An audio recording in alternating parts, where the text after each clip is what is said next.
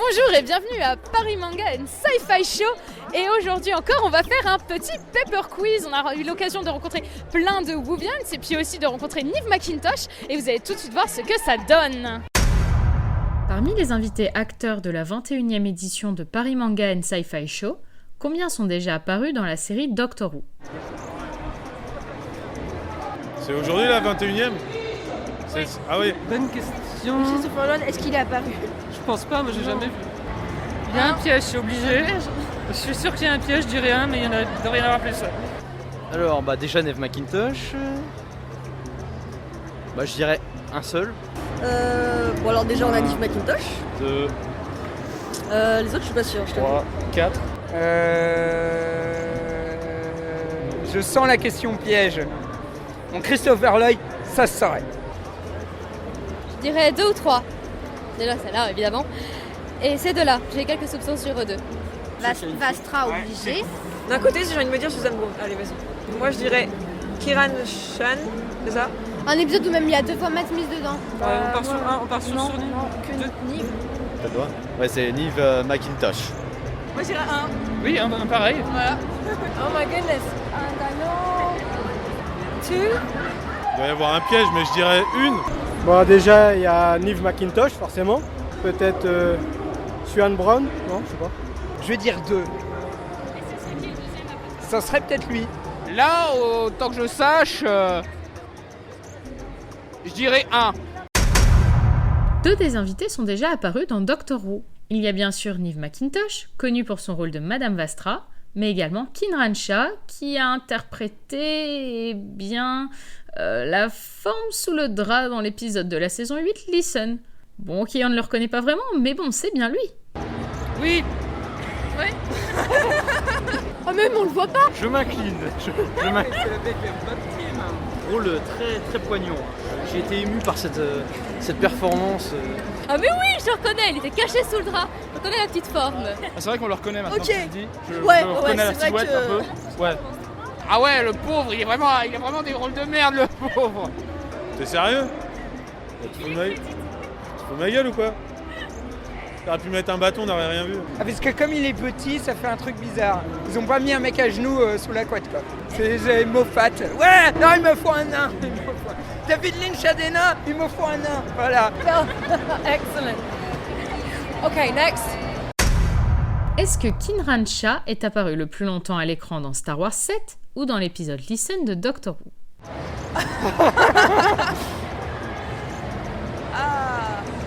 Je dirais Listen quand même. Parce que dans Star Wars 7, il a qu'une petite scène comme ça. Alors que dans Listen, c'est carrément le fil rouge un peu. Dans Star Wars, Non, aussi. moi je pense dans Doctor Who quand même. Dans Star Wars, j'ai vraiment aucun souvenir. Je te fais confiance, c'est toi. Hein. Fais-moi confiance. D'accord, vas-y. Alors, ça sent la question piège, je vous connais, donc je vais dire il est apparu plus longtemps sous le drap. Je dirais Star Wars quand même. Je dirais dans Doctor Who. Il plus longtemps à l'écran dans Doctor Who, je pense. Alors sachant que je n'ai pas vu Star Wars 7 et que Listen était un épisode de merde, je dirais qu'il est plus apparu dans Star Wars quand même. Star Wars 7. Doctor Who. Je dirais dans Listen. Ouais. Je dirais l'épisode Listen, parce qu'il y a vraiment tout un truc d'ambiance. Et là, c'est juste un personnage dans Star Wars, c'est juste un personnage qui passe. Donc je dirais Listen. Alors c'est juste le temps où il est apparu à l'écran, c'est pas la durée de toute la scène. Ah, là, c'est le piège, d'accord. Alors, je dirais Star Wars 7 dans ce cas. Eh ben fallait rester sur tes positions. Merde, tu fais chier, Missy, tu fais chier. Et oui MJ, je fais chier, mais c'est comme ça. Si on met ses apparitions bout à bout, Kinran Shah est apparu pendant 39 secondes en tant que Tido le pilleur dans Star Wars 7, mais pendant 1 minute 20 dans Listen. Doctor Who l'emporte. Ouais, d'accord. 1 minute 30 pour se lever dans le lit. Voilà. C'est pour monter sur le lit qu'il a mis 1 minute 30. Merci, bravo. Ouais. Bravo, Clément. Yes. Ok, je comprends mieux le genre de questions. Elle me fait me sentir bête avec ces questions. Là, j'ai pas vu encore Star Wars 7. Pas encore. J'ai du scrupule à pirater les films un mois après leur sortie. Une petite blague, parce que chez Galifrance on fait des blagues.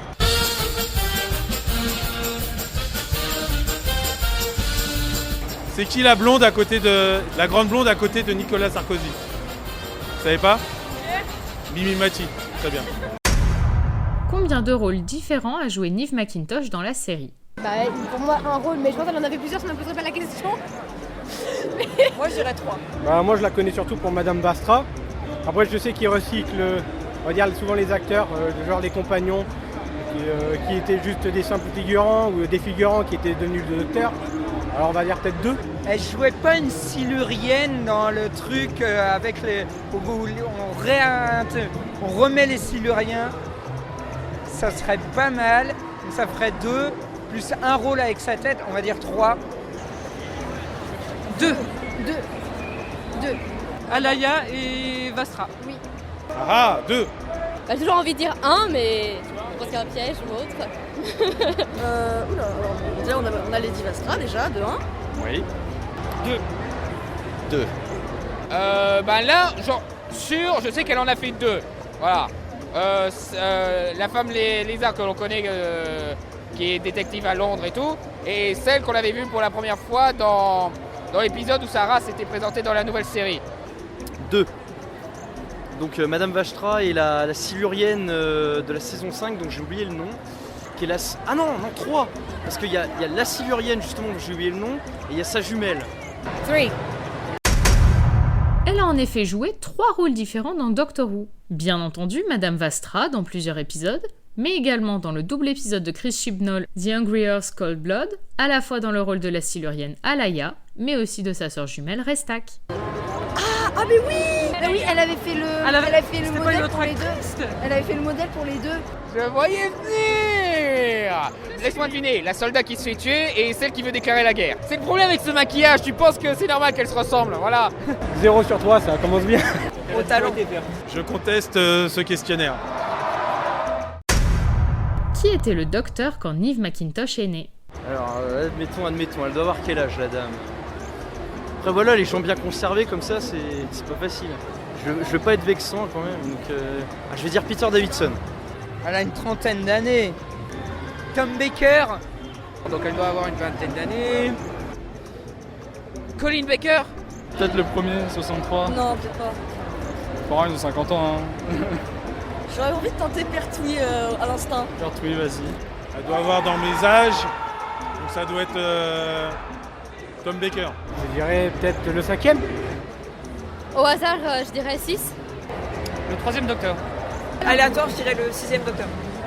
Tom Baker, je crois. When I was born, John Pertwee or Patrick Troughton. John Pertwee. Elle est 43, elle est née en 72 comme ma maman. Donc, C'est Pertwee. Bien joué les filles! Niamh McIntosh est née le 9 avril 1972 pendant la diffusion de l'épisode The Mutants, donc pendant la saison 9, la 3e saison de Jon Pertwee. Ah, elle est plus vieille que moi. Bon, très bien. Moi, je la rajeunis, moi. Je suis gentil. Ah d'accord, elle est aussi âgée que ça. Ouais, elle fait jeune. À 2 près. Tu vois, c'est instinctif. J'aurais dû dire 3 à chaque fois en fait. j'ai regardé Wikipédia hier soir. Comment s'appellent les fans de Niamh McIntosh? Alors, Never, ça m'étonnerait. Nevelet, ça fait trop français pour être... Les Mac Addict, c'est pas mal, mais peut-être les Never. Il y a une communauté de fans de Madame Vastra. Il y a des fans de Niamh McIntosh. Les Vastrans. Les Vastrans, peut-être. Bah oui, Vivian Vastran, non? Je dirais Fanintosh. C'est marrant, c'est un jeu de mots. Les Nevelets. C'est une très bonne question. Apple. Les Nivianes. Ou alors ça se trouve, il n'y en a pas. C'est peut-être pas. Ça se trouve, c'est une question piège. It's a trap. Et tiens, je dirais qu'il n'y en a pas. Moi je dirais C'est un piège. les Vastrans. Je dirais les Nevers. Vastran, ça serait pas mal. Je sais, les Nivelets. Oh, the Nevelets. Je dirais ça. Là. Les Nivelets? Ouais. Oh oh! Il s'agit en effet des Nivelets, qui sont par ailleurs de véritables passionnés très actifs sur les réseaux sociaux. Mais elle devait l'apprendre en même temps que vous lui avez posé la question. D'accord. Oh. Ça mérite une petite blague. Non,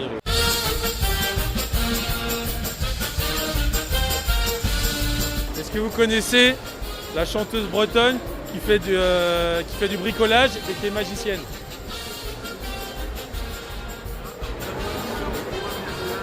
Oh mais il est bon lui, il est bon, bravo! Quel acteur interprétant le docteur Niamh McIntosh a-t-elle embrassé dans une série en 2009 ? Je dirais Matt Smith, parce que comme il avait déjà embrassé dans une autre série, celle qui joue Ross Tyler, donc j'aimerais bien imaginer qu'il ait répété le truc, donc je dirais ça. Tenant ou Matt Smith, en 2009. Matt Smith n'était pas encore super connu. Tenant. Encore une fois, je vais jouer sur le hasard, Ten. Je sais pas, mais en tout cas, elle a de la chance, mais même si je ne sais pas c'est lequel. Ça se trouve, ça va être Matt Smith. Eccleston. Tenant. Je sais pas, le 10e. Allez, Eccleston. J'allais le dire. Allez, on va dire la Lieutenant. Déjà, c'est pas William Hartnell. Je dirais Peter Cushing. Non, je rigole. Je ne pense pas que ce soit Patrick Troughton. Soyons logiques. Bon, déjà, on compte tous ceux qui sont morts avant 2009. 2009, alors John Pertwee, non, je pense pas. A priori, en 2009, embrasser Tom Baker, vu son âge, c'était pas... Tom Baker, bon, il est à moitié parti, mais je pense ça peut être lui. David Tennant. David Tennant, je dirais. Moi, je vais dire David Tennant. Oh, that was David Tennant. No, wait a minute, no it wasn't. In 2009. And he played the Doctor. Okay. Who did I kiss who's played the Doctor? Niamh ne s'en rappelle peut-être plus, mais elle a bel et bien embrassé Peter Capaldi dans un épisode de la série de 2009, 10 Minute Tales. On vous laisse le soin de découvrir cet épisode. Sachez juste que Peter Capaldi porte un chapeau en forme de poulet. Ça doit tellement bien lui aller. Il doit être tellement swaggy.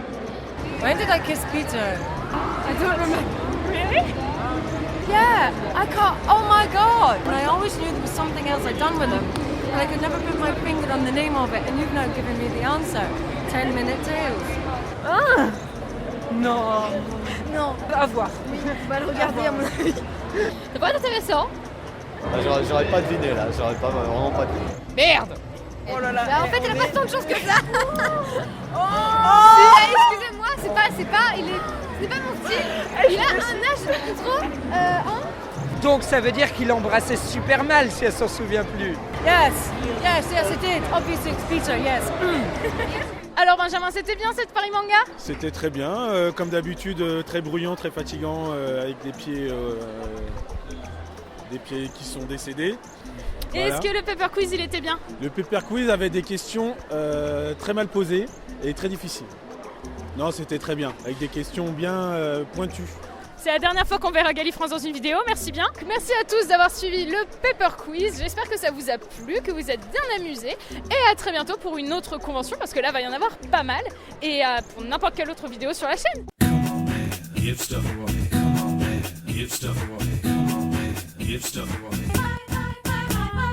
Zoubi les Arbis.